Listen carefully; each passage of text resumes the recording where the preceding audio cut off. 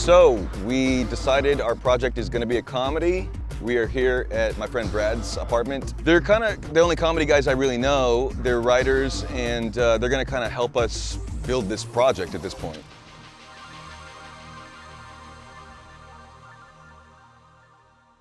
We need to find a way to film a comedy that features only one person.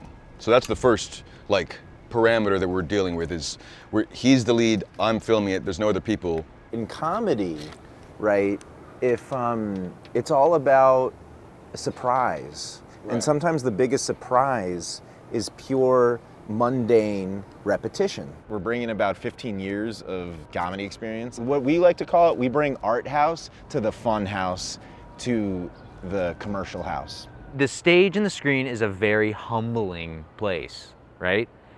And I think people come in thinking it's easier than it is. Mr. Bean, another one-man thing. Bean. You're following one guy around, and it's hilarious. So in my mind, part of me was going, I think we're going to lean heavily into slapstick because, like slapsticky stoner comedy, you ate too many edibles. Have they done a drunk version? Some guy's wasted. A drunk Fast and the Furious. We don't have any cars. No, like a comedy, like Harold and Kumar. That's a stoner comedy. Okay. What about a drunk version? Prescription-based comedy. Yeah, I mean, that can give you some pretty bad stomach An stuff. opioid comedy. I've known Brad and Rich for many years. I used to bartend at some place. They would come in, and we'd always make each other crack up. We'd be working on our comedy bits and stuff like that, and Asher would always try to kind of pop in with kind of a zany character. They were good bartenders. I don't know that they were doing comedy though, you know? I've always just said, I'm going to put you guys in a project one day, and it's happening. So it's exciting to actually pull in friends that have talent and people that I've known for years, and I'm finally going to be able to show them that I'm serious and that I can accomplish my goals. If they give me and Rich some creative control here, we can make something great with what they do have. Have you thought about switching bodies with an object? You know? If it's smart enough. So are you thinking Fast and the Furious, we got DUI? A drunk dude where's my car. And that's what they can't find when they park the car. Yeah, we don't need a car because it's gone. That's interesting. Okay.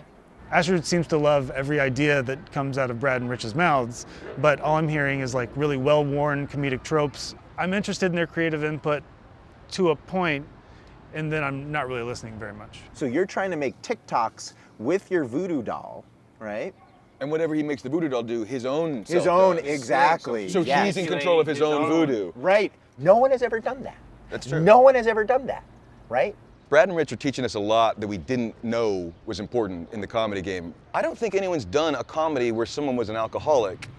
There's something about that. It's usually treated very seriously, but there's got to be a way to bring that to a light level. One thing, I don't know, and we can talk about this more, we can sidebar. What if we were to be the stars?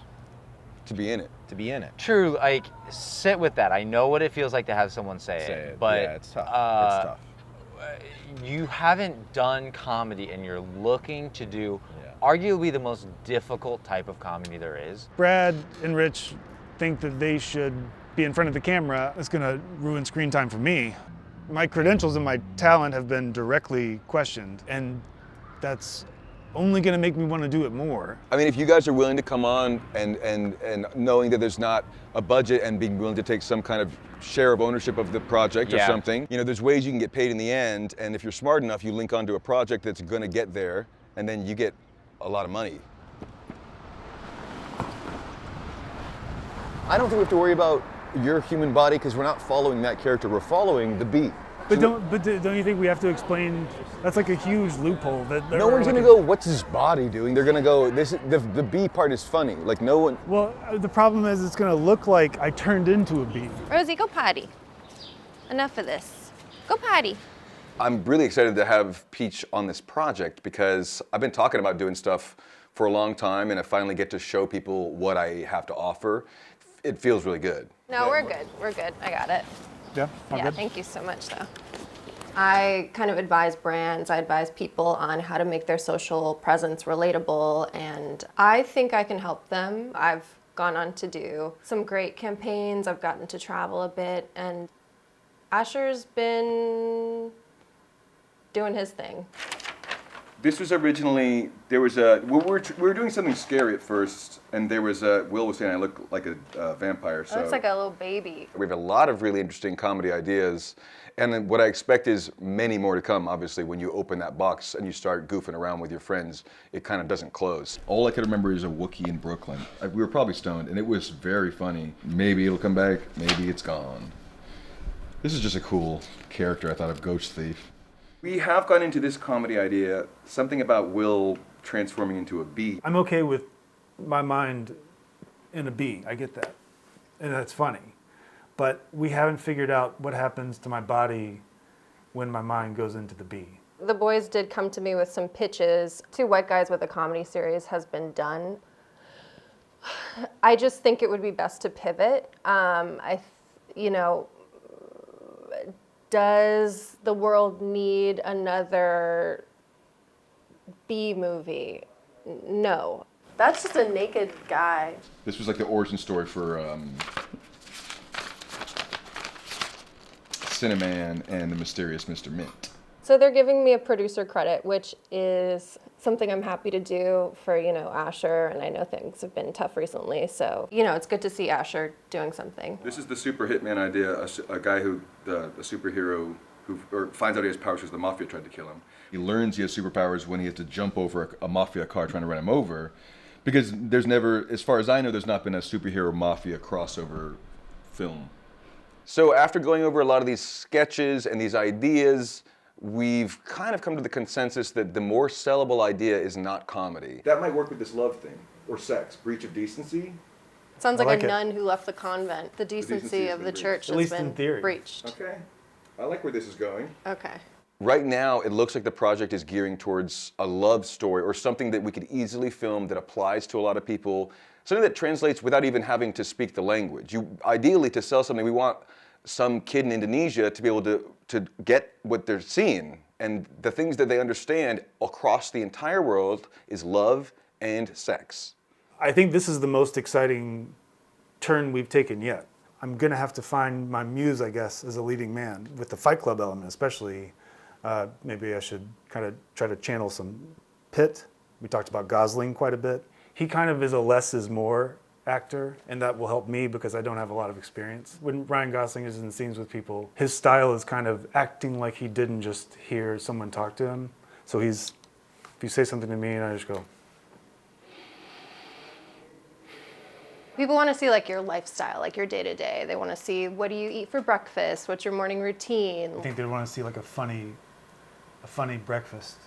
A funny breakfast? If we have one. What would a funny breakfast look like? It doesn't have to be funny, even though Yeah, How are they gonna it's just know? like your real life. They want to see a little sex, a little something exciting they haven't seen before. Right. I'm not at all comfortable with this social media blitz, but the only thing we've really got going for ourselves is our willingness to do what it takes. I've never had a TikTok. I've never done the dances. If we need to do the dances and the research shows that we ought to be doing the dances, we'll do them. One of you is tough and one of you is a little softer to balance it out. The spicy and the sweet. Okay. I'm giving you that kind of pouty Is your eyes butt here. on his leg? Okay. Should it be more on? Yeah, okay. I've looked at some names. We couldn't figure out if it should be a breach of decency official, a breach of decency film, but something like that will be a TikTok handle soon enough. It's breach of decency. It's a breach of decency official. Do I say who I am? Yeah. That's the account name. Yeah. Or movie.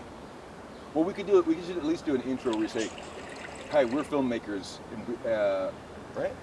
Here's five things. you need to know about making a movie. Yeah. Here's five things you need to know about making a movie. Okay, name them. A director. You gotta have a title. If Peach says that Quentin Tarantino has a TikTok, then guess who's getting a TikTok? Me. Let me get it. Same thing? Okay. Let's get it going. Dan, da, da, da. 3, 2, 1. A breach of decency. Honestly, like, there are a lot of delusional people out there and they're successful. So I think it could happen for him.